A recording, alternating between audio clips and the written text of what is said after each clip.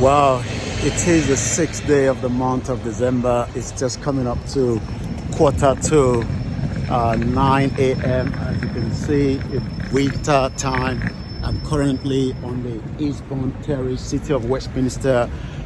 Just left the Paddington train station, making my way into the COVID inquiry. A very busy day as the former ex-Prime Minister Boris Johnson will be appearing today and tomorrow. It's going to be one of those days that, so much discussion on what happened, what led to the COVID.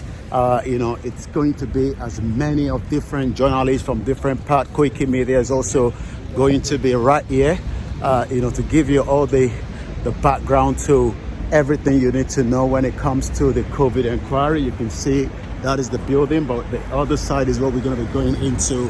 And this is the A40. The journalists are all here.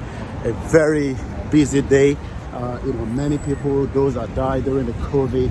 So we're expecting, a big, massive turnout today. Once again, this is Koiki Media reporting as well this morning.